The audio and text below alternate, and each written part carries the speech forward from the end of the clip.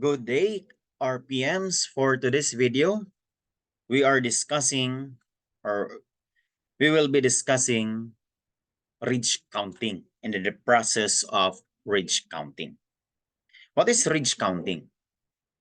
So when we say ridge counting, it is the process of counting ridges that touches or cross the imaginary line between the core and the delta of a loop. In the process of ridge counting, the core and the delta are not counted. Only the ridges that touches or cross the imaginary line. So, the result will be the ridge count. What is ridge count? Ridge count refers to the number of ridges that intervenes or intervening between the core and the delta. So, I say it again, that the core and the delta is not included in the ridge count. Only the ridges that touches the imaginary line will be counted. And the number of ridges that is being counted that intervenes between the core and the delta is what we call as ridge count.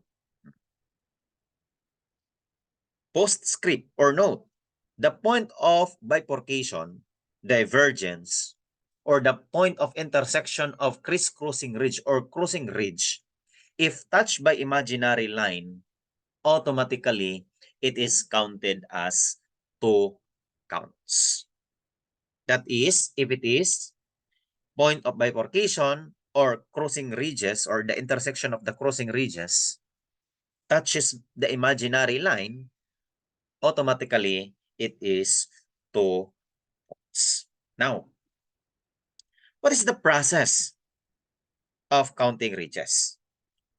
And what are the rules in the process of ridge counting?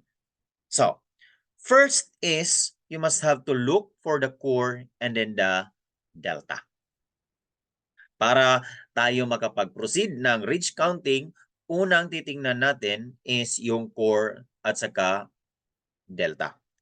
Location of a core and location of the delta applying their respective rules.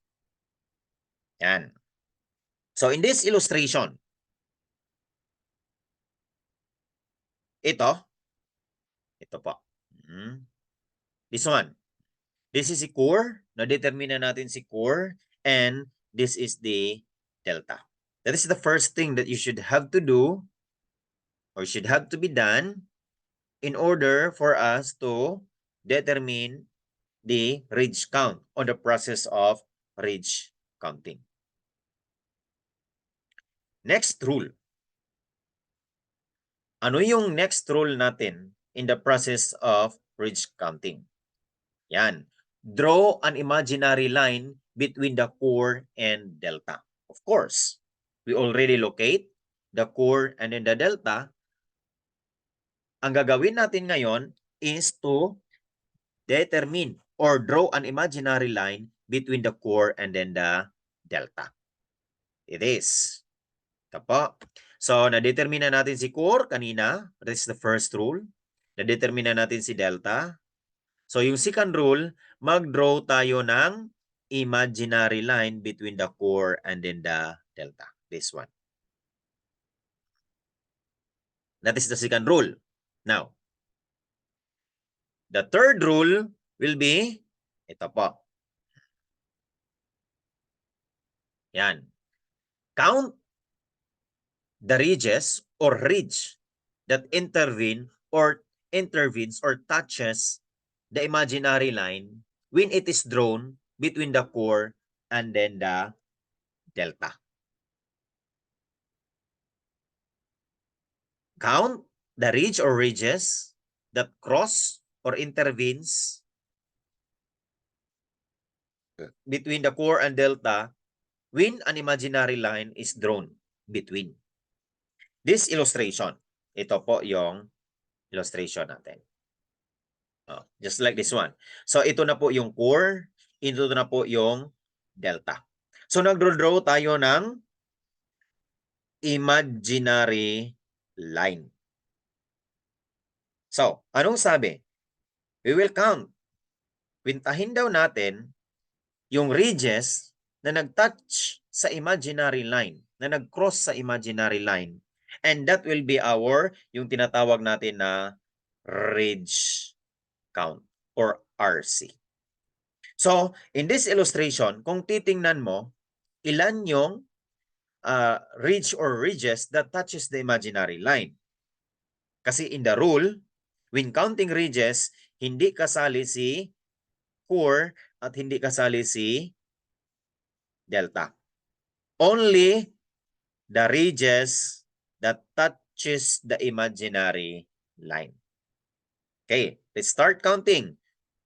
1, ito, 1,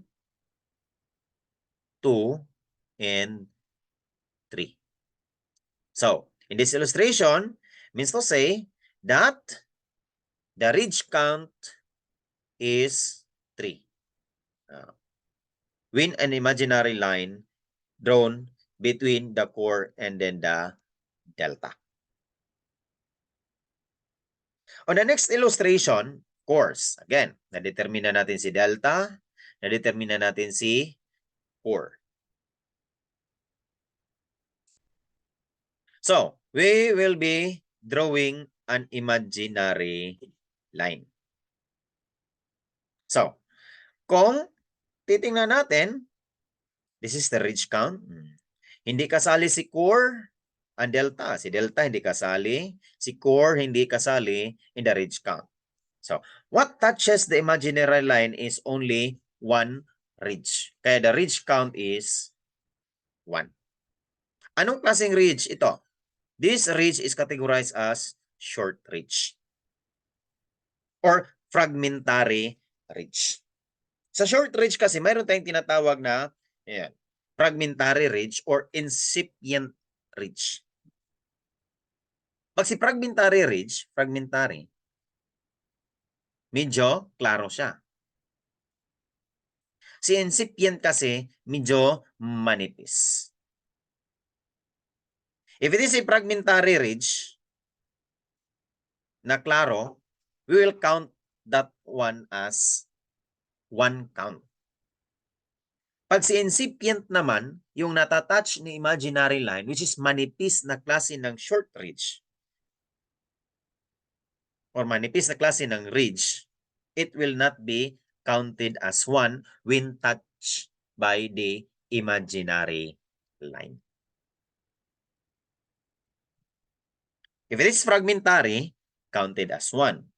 However, if it is not fragmentary, if it is not fragmentary, it is incipient, yes, it will not be counted as 1. Claro? Okay. Let's proceed to the next illustration. This is rule number 3.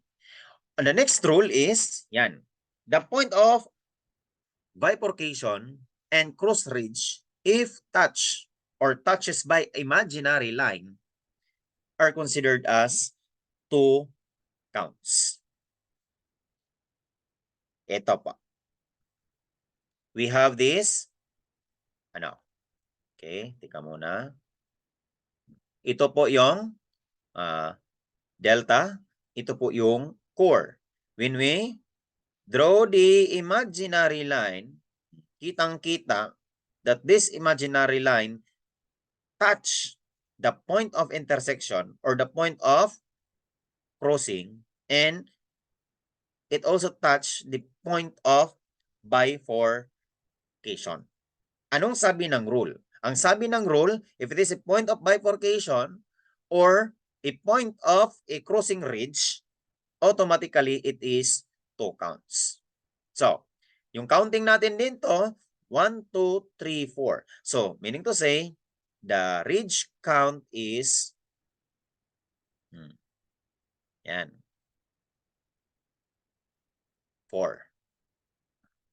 That is the rule. Am I clear? Okay. Let's proceed. The next. Yan. Ito. Ridge counting. It is very clear. This is just a one count. Bakit one count lang ito? Kung titingnan mo, this is the core, this is the delta. Ito. Kung mag-draw ka ng imaginary line, ito lang yung kaya nga 1 yung ridge count. On the other illustration, this is the core and this is the delta. When you draw an imaginary line, ito lang, 1, 2. Kaya nga, 2 counts yung kanyang ridge count. And the next illustration, this is the core and this is the delta. Ito. Kung draw ka ng imaginary line, ito. How many ridges that touches the imaginary line? 1, 2, and 3. Excluding the core and then the delta, kaya nga 3 counts. Go back into the rule number 4. In ridge counting, it's very clear. Ito. This is one count. 1. However, if it cross to the point of bifurcation, 2 points yan. Or 2 counts of ridges. Or, nandyan siya sa bifurcation mismo, 2 counts. The same goes to the crisscrossing ridge or cross ridge and enclosure. Dito naman sa enclosure, ito, 1. Pero sa point where they split into 2 ridges but does not remain open and forming a one ridge once again, yan. So, pag nandyan sa point 2, at the center, 2, ito, 2, 2, pero pag nag-single ridge na yung enclosure, when touches the imaginary line, 1 point lang. That is the basic rule. Am I clear? Okay. Let's proceed on to the next slide. Yan. In this illustration, it's very clear na mayroon na tayong core, ito, and delta. Again, I will say it again. In ridge counting, walang kasali si core and delta sa ridge counting. And this is the imaginary line, itong red, ito. And let's start counting. 1, 2, 3, 4, 5. Ito, this one, a point of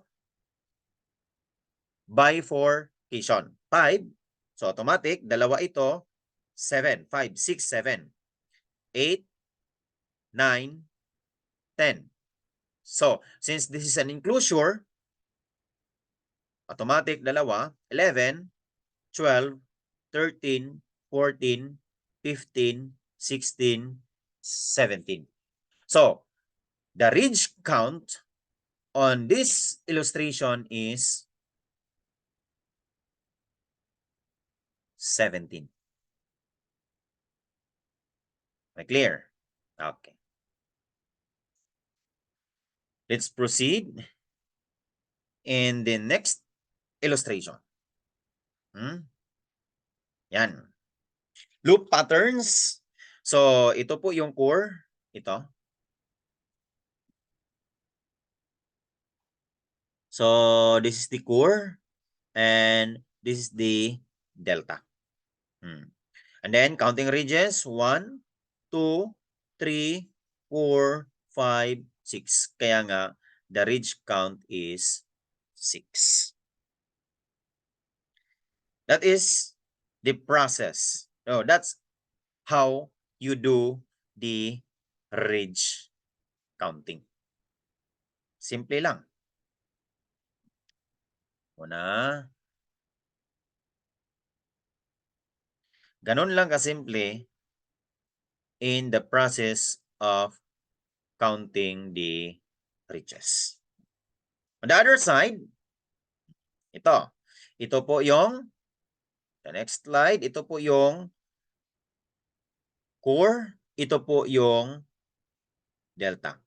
And then, nag-draw tayo ng imaginary line. And then, count 1, 2, 3, 4, 5, 6, 7, 8, 9, 10, 11, 12. Kaya nga, the ridge count is 12. Ridge counting generally applies to loop patterns. There are cases na ridge counting is applied in whorl patterns. Later on, we will know that one. But generally, ridge counting is applied in loop patterns only. That is why, yun po, yung mga illustration natin are all loop patterns. So, what is the rule in ridge counting? Una, look for the core and then the delta. After looking or locating the core and the delta, draw an imaginary line. Ito. Let's go back. Draw an imaginary line between the core and then the delta. And then, after drawing, counting off ridges that touches the imaginary line. And then, if bifurcation or point of intersection of a cross ridge or an enclosure, yan, it must be counted as 2. Ito po yung illustration. Ito. Yan. That is the process of ridge counting. And the result will be the ridge count. That ends our topic for today. Thank you for listening. Good day once again.